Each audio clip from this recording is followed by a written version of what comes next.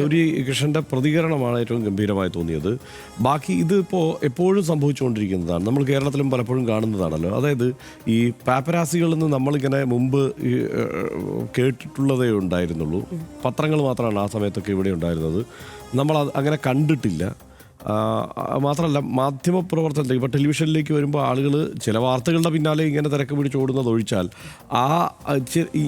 ഈ രീതിയിൽ, അതായത് ഇപ്പോൾ നമ്മളൊരു ഉദാഹരണത്തിന് ഇപ്പോൾ സോഷ്യൽ മീഡിയയിലേക്ക് പ്രത്യേകിച്ച് നോക്കിക്കഴിഞ്ഞാൽ, സോഷ്യൽ മീഡിയ വന്നതിന് ശേഷമുള്ള ഒരു പ്രത്യേകതയാണ് നടിമാരുടെ ശരീരഭാഗങ്ങളെ എങ്ങനെ ഈ ഫ്രെയിമിൽ കൊണ്ടുവരാം എന്നുള്ളത്. അതായത് അവരൊരു പൊതുവേദിയിലേക്ക് എന്തെങ്കിലും ആവശ്യത്തിന് വരുമ്പോൾ പോലും അവരുടെ ശരീരഭാഗങ്ങളെ അവതരിപ്പിക്കാൻ വേണ്ടിയിട്ടുള്ള ഫ്രെയിമുകളാണ് ഈ മൊബൈൽ ഫോണിൽ ഈ യൂട്യൂബേഴ്സ് എല്ലാം എടുക്കുന്നത്.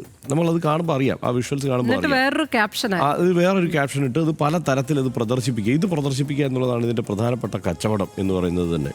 അപ്പോൾ ആ രീതിയിൽ വരുന്ന ധാരാളം പേരുണ്ട്. അഭിപ്രായങ്ങൾ മാത്രമാണുള്ളത്, അതിനപ്പുറത്തുള്ള എന്തെങ്കിലും തരത്തിലുള്ള ഇതിനെക്കുറിച്ചുള്ള കാര്യഗൗരവമായ ഒരു അന്വേഷണമോ സംഗതിയോ ഒന്നുമില്ലാത്ത ആളുകളുണ്ട്. കേരളത്തിലും ധാരാളമുണ്ട്, അത് തമിഴ്നാട്ടിലുമുണ്ട്, ഇന്ത്യയിലെമ്പാടുമുണ്ട് എന്നുള്ളതാണ് അവസ്ഥ. അപ്പോൾ അത് ഇന്ത്യയിൽ മാത്രമല്ല കേട്ടോ, ഇന്ത്യക്ക് പുറത്തുമുണ്ട്. ഇവിടെ കുറെ കൂടി വഷളായിട്ടാണ് ആ സംഗതി കൈകാര്യം ചെയ്യുന്നതെന്നുള്ളതാണ് പ്രശ്നം. ഇപ്പോൾ അയാളെ പറഞ്ഞിട്ട് കാര്യമില്ല. ഈ കാർത്തിക് എന്ന് പറയുന്ന യൂട്യൂബർക്ക് അയാൾ ചോദിച്ചതിലെ കുഴപ്പം എന്താണെന്ന് തിരിച്ചറിയാനേ പറ്റുന്നില്ല. അവസാനവും അയാൾ സംസാരിക്കുന്നതെല്ലാം ഞാനിങ്ങനെ വീണ്ടും കേട്ടോണ്ടിരിക്കുകയായിരുന്നു. അയാൾ ആ ക്വസ്റ്റ്യൻ ഒരു സ്റ്റുപ്പിഡ് ക്വസ്റ്റ്യൻ ആണെന്ന് പറഞ്ഞതിൽ ആ സ്റ്റുപ്പിഡ് എന്ന പ്രയോഗത്തിലാണ് പുള്ളിക്ക് പ്രശ്നം ഉള്ളത്. അല്ലാതെ ബാക്കിയെല്ലാം ഓക്കെയാണ് എന്നുള്ളതാണ് അദ്ദേഹം മനസ്സിലാക്കി വെക്കുന്നത്. അതിന് മാപ്പ് പറയണം, നടി മാപ്പ് പറയണം എന്നുള്ളതായിരുന്നു പുള്ളിയുടെ ആവശ്യം. ഇത് മുമ്പ് പലപ്പോഴും ഇതിപ്പോൾ എന്താ വെച്ച് കഴിഞ്ഞാൽ ഒരു പുതിയ സിനിമ, പുതിയ നടൻ, പുതിയ നടി, അത്തരം ഒരു സാഹചര്യത്തിലൊക്കെ വരുമ്പോൾ സ്വാഭാവികമായും ഇവർ മാപ്പ് പറഞ്ഞെങ്കിലും ഒന്ന് തടിയൂരുക, എന്നിട്ട് ഇവരുടെ എല്ലാം പിന്തുണയോടെ ഈ സിനിമയെ എങ്ങനെയെങ്കിലും രക്ഷിച്ചെടുക്കുക എന്നുള്ള ചിന്തയിലേക്കൊക്കെയാണ് എപ്പോഴും പോവുക.